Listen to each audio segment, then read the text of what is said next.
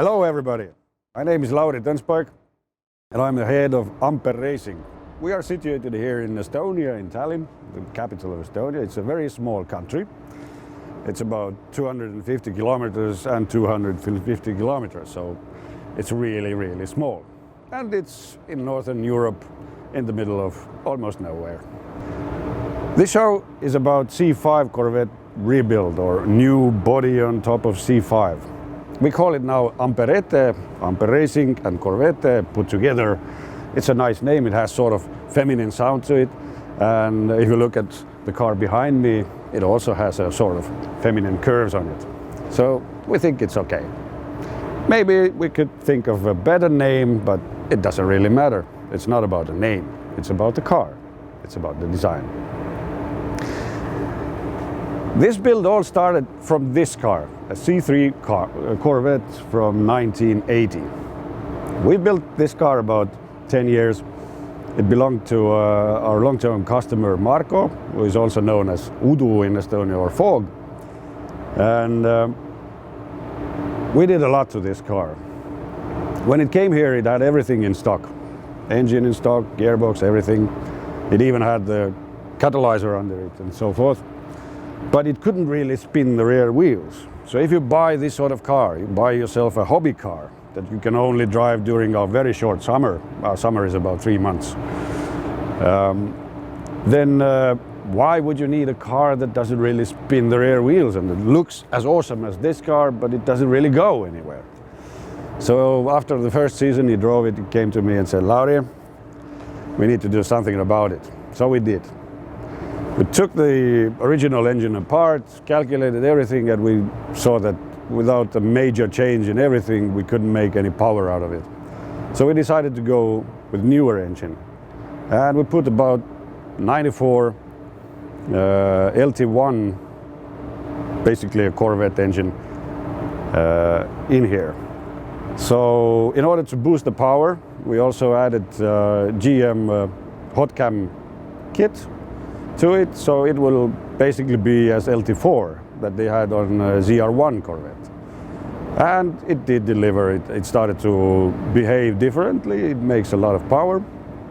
And in order to get even more power, we also added nitrous on top of it. We had a 160 shot on it. So all in all, eventually on drag strip, it ran about 11.9 seconds, which was good. And after that, a year later, we were sitting in my garage drinking beer with Marko, and we were bored. This car was done. It took only like 12 liters to 100 kilometers fuel, which is like a family car, and it ran 11.9 on ET. Oh man, what more do you want? But there was more to be wanted or so. So we decided to sell this car because it was done for us. There was nothing more to do to it, sort of, that would make it, the process, interesting. It's not about driving these cars. You can drive this car for a week or two, it will be fun, I guarantee you. It goes like it has to go, you know. It's fun. It delivers a smile on your face. But you get tired, and you don't want to drive this every day, because one day you have a bit of a hangover, it's raining and everything, and then it's like slippery all around, and you have to be like, oh, I feel bad already, but this is even getting worse, you know. So all in all, we decided to do something different. Not so much power anymore, but something more original. When Marko bought this car, brought it to Estonia, it was like one of the 5 C3 Corvettes in here, so it was exclusive. And that was a good feeling, you know. We went to a car show, it was the only one there. Everybody came up to him and said, hey man, look at your car, this is awesome.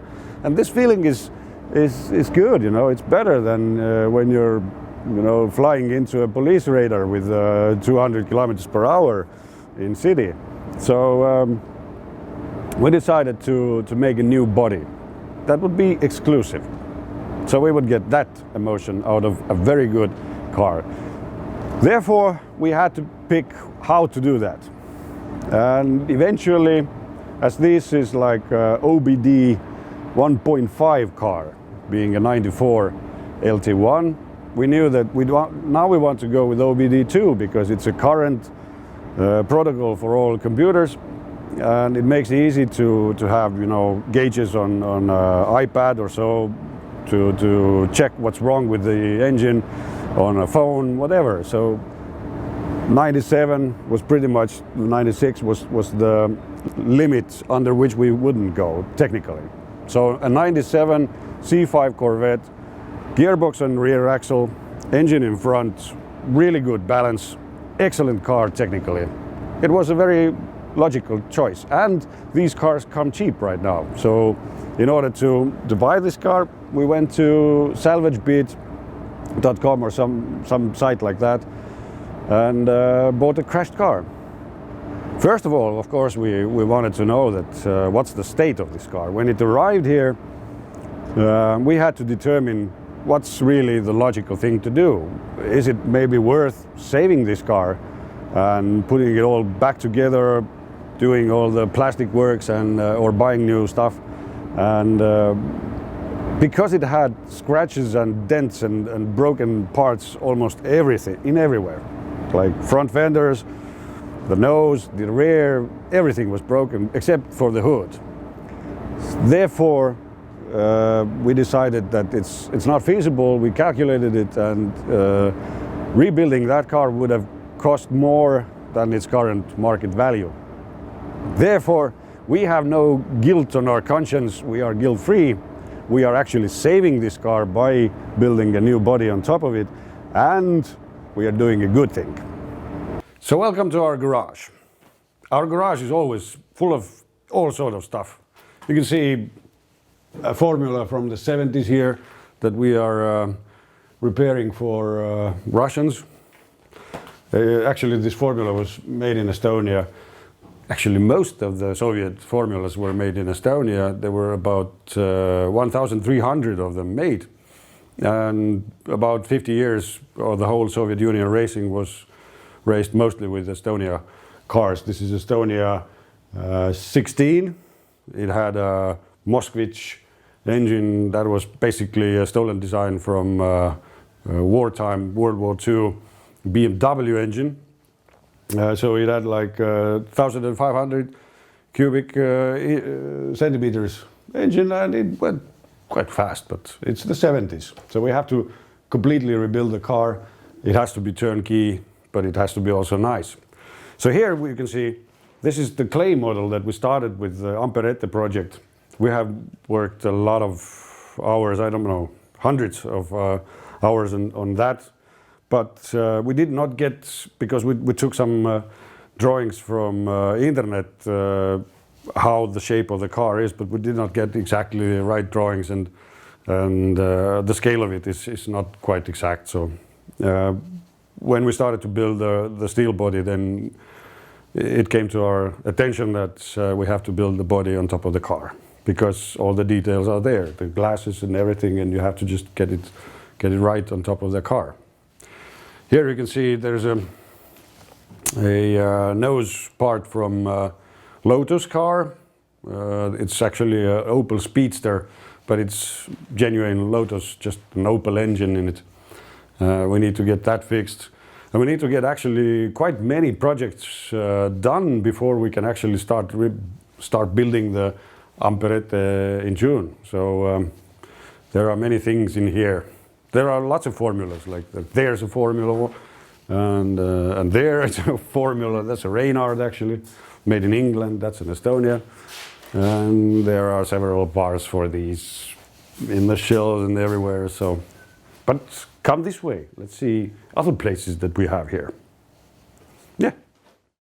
So this is a man cave. It's not just a garage. Everything goes on in here. We drink a lot, and we have our good time here as well. And we have a recreation area, sort of. You know, one would maybe imagine that we have these sort of bikes, or we're running here. We're not so much into that. There's a little bit of studio equipment here. This is where I do my music.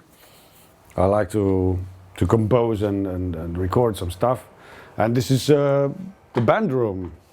At Friday night, sometimes we gather here with our team and band, and we just play, rock out, you know. There's nothing better to actually relieve stress than to rock, you know, to play your guitar hard with hard drives and everything, and to shout it out loud, and it really helps after a stressful week. And it doesn't really end here, because we also build guitars. Juice here, he likes to build guitars. It's okay building cars, but he likes to build guitars instead. So this bass guitar here was built by Juice, you know, everything.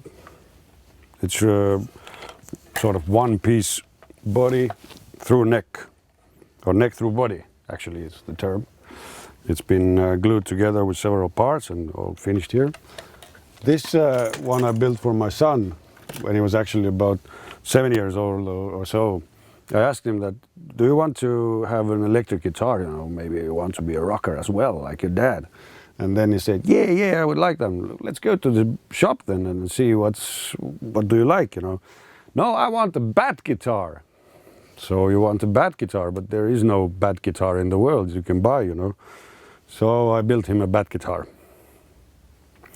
But later on, I needed the coil here that for my own guitar. So it's not working at the moment, but it did. And this is my Ibanez that I covered with carbon fiber. And it actually, the carbon fiber gives a lot of more sustain, a lot of high end to the sound. So it's really good for the sound, but it's also very cool. And if you play in a garage where there are formulas, you know, made carbon fiber cars and everything, then you have to have a carbon fiber top guitar. Much better than flames, you know. So this is where we make our money, sort of. At least so much that we can keep functioning and eating. And this car here is probably the fastest street car in the Soviet Union in 1976, or the whole later half of the 70s. It was built in Estonia by just a guy or a bunch of guys. There were 5 of these bodies made. It's a custom body, and only 3 of these cars were street legal, were driving around. And this is a car that was not supposed to be in existence. By that time, in 75, if you built your own car, or your own body sort of, the maximum engine capacity that you could have was 900 cubic centimeters. But this car had 1,200, so they would not register this car.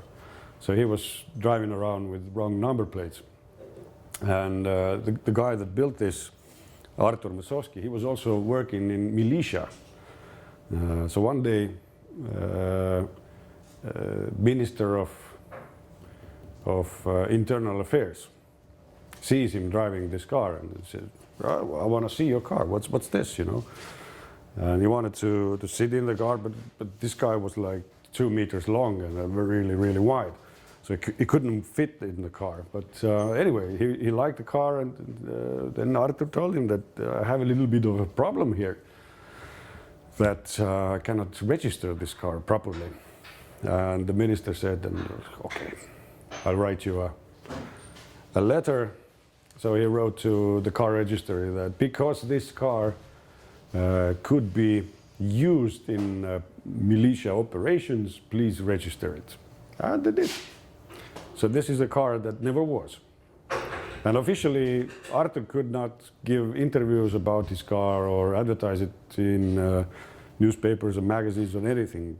It was a secret that he could not talk about it, how it was actually registered by that time. It's okay to talk about it right now, 40 years later, but it was not a good tone during Soviet time. And also these sort of cooperatives, sort of companies that people gathered and decided that, oh, hey, let's make 5 cars, and everybody gets a car, and after that, you know, we split the molds and everybody gets a piece of the mold, so nobody can make any of them anymore. Also, these things were not really common or allowed. It was a bad thing. So It's just a car that would not have been permitted to be built, and therefore nobody knows about it. But we actually have all 3 cars here, and we're restoring all of them and probably selling at least one of them to do that. So this sort of thing. Fastest car in the Soviet Union. 195 kilometers per hour maximum speed, because it was so aerodynamic. When this car arrived here, it was a huge load of crap.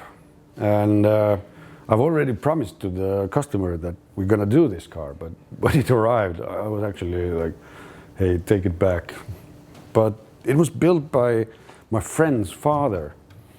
So it was really difficult. If I'm not gonna do this, nobody will. And therefore, we're doing this. And it's been like, it's gonna be like almost 3 years when they actually drive around. But I think it's worth it. It's a really, really historical car for Estonians and maybe even the whole population of Soviet Union, you know, and maybe for somebody else. So this here is Bert. He's a master designer and a good painter. So he paints cars, preparation, everything, but he also has a really good eye and a really steady hand. He draws a lot of nice pictures and drew for Amperette. Yeah. So Estonia is actually in the middle of fucking nowhere, and we don't even show up in the global maps, you know, it's such a small country. But here we have a new recruit to us, and we're gonna do a job interview right in front of the camera right now. So you come from the States. Tell us, what's your name? Xavier. Xavier. Xavier. Xavier. Yes. Okay, let me get that right. I've answered the worst. Xavier. Yes. All right. So tell us a little bit about yourself. Well, I spent some time in the collision industry. Collision industry. Yeah, I was a detailer for a body shop in America. All right. And I was the last person to really put my hands on the car before the customer would pick it up. So you're good with sanding. Sanding, polishing. Sanding is the key to everything. Absolutely. If you want to make something. Your prep work makes the final product. Yeah, that's true, that's true. How did you end up in Estonia? I fell in love. You fell in love? I did. And I followed my heart all the way here. This is my 3rd time in the country. Okay. Now I have a son born in Estonia, starting a life. Damn. It's a long way from your home. Where are you from Originally, I was born in Florida. Okay, on so it's sandy a nice beaches, climate. I'm getting the palm feeling. trees. Yeah, palm trees, yeah. I found my way into the Arctic tundra. All right. I landed here in January. The temperature was approximately -25. Yeah, it happens. It does. You get used to it. Yeah, you get, but you don't want to be outside too much, you know. And No. that's why, actually, Estonians are leading the chart of people who drink the most in the world. Because it's dark, you don't want to be outside, so what do? You're in the garage and you drink a lot. Yeah. So learn from us. So what have you been doing since you left the States? I've been traveling a bit through Estonia. Starting to learn the culture a bit, as well as the language. It's a difficult language. One of the 5th hardest languages in the world. Yeah. There's 1,600. There's only like 800,000 people who can speak that language. Yes. So it's really not that important. Right now I speak what I call Rustonian. Rustonian? Yes. Okay. I'm learning a little bit of Russian while I'm here. Oh, okay, okay. Well, there's a lot more people who speak Russian. Very true. Eventually, actually genetically, we are brothers with the Russians and the Finns and the Swedes, and we're all mixed Nordic. up here. Nordic people. Baltic Sea people, actually, Yes. very, very much close. They had the same father probably 10,000 years ago. Sounds about right. About half of them. So how long have you been building cars and making these projects? Oh, 20 years. And how did you get started? Bought myself a Camaro. That was it. What year? IROC Z. IRC. IRC, yeah. Yeah. And it was in '87. Okay. One year before I was born. It didn't have the 350, it had the 305. Okay, okay. TPI, and that was an awesome car, you know. And I was like They're a lot of fun. 21 years old or 22 years old, so getting a lot of chicks. That was the Camaros will do it. Yeah, yeah, it will do it. It was fast, nice car to run. And then while it was in my possession, I did not actually build cars. I was in the music industry by that time, and I had it built for me and tuned for me and put some headers on it and Wow. chips and you know the usual stuff. Yeah, of course. And then I got tired, you know, that all the time when they actually did something, I had to redo it, or they did it wrong all the time. So eventually I started to do it myself. And then back in '98, I had a Corvette by that time, C4, and had a dispute. We were drinking vodka in the sauna, of course. Of course. During the summertime, actually. Estonians are funny people, you know. Even in the summertime, they actually go to a little room, heat it up to 100 degrees Celsius, you know, and sit there and, you know, take the pain, and then they go and drink beer and vodka. And the dispute was with the son of this guy who actually built that car. Okay. He had bought a Formula car, Estonia 21, which had a Lada engine in it. Oh. And I had a Corvette, and we started arguing that my Corvette is, of course, 8 times faster than your Formula. And he was like, fuck you, man, come to the track. And so we did. A couple of days later, we were at the track, and I was there with my Corvette, and he was there with the Formula. And, you know, I did a lap, and they clocked it, you know, it was like 1:15 or 17 or something like that. And he did the lap, and it was like 59 seconds. Wow. Then it was like, damn, the difference is so big, you know. Yeah. Even the acceleration on that Lada engine Formula is better than the Corvette, you know. Which is surprising. Yeah. But braking and turning into a corner is definitely, the speeds are like so worlds apart. And then I sold everything. I sold Corvette and Camaro and everything, and then we started racing formulas. That's excellent. That's excellent. And did that for many years, and then a couple of saloon cars. Racing has been my life since '98. So this year I'm holding back, not going to the track anymore, and I want to build that car. The best thing about racing is you learn a lot. If you do a mistake putting your engine together, it will blow up. Of course. If you do a mistake tightening the nuts on the Formula car, it will fall apart. Mm-hmm. So you pay dearly for your mistakes, and it can even cost lives, you know. And that's where attention to detail comes in. Yes, yes. And of course, technical knowledge that you learn when you have to do the whole car. You have to do your own engine because there is nobody to do it for you. We're living in Estonia, you know, it's not a big market, so there are only a couple of engine builders who are capable of doing such things, and then, you know, the season starts and you don't have it. You pay the guy and you wait for it, you wait, and there's the next race, and next race you don't have it, so you're already sitting out half the season. Yeah, so you have to do it yourself. Right. Because you have the timeline, and if you don't get to the starting line by the right time, if the start is at 2 o'clock and you're there 2:15, you're late. Yeah, you missed it. It's all over. Everybody's going home already, you know. Yeah. So therefore, it has taught a lot, and we did it all by ourselves. So you can sand, and we have some prep work to do actually there. I see this. He's working. As you can hear, Bert is already standing that Aiar car. So where do you want to start? I can pick a fender, a side of the car, and start working some sandpaper or some grit. Okay. So you're ready to start right now? Yeah, I can come back tomorrow. It's entirely up to you. You can start right now. I have no problem with that. It's even better. We need to get that car done, because then we actually can kick it out. It will most likely go to Latvia actually for interior works. So and actually then we have the time to build the Amperette. because if this doesn't move out, we can't. We can't start this. No. Okay. We need room because there is no room. It's all filled with crap. Ah, but these are valuable tools. And there is a lot of crap here as well. Car parts, body parts, everything, you know. And the body parts are big. They take a lot of space. They do. So we need to get it done. So what's your deadline for this car? A couple of years ago. Okay.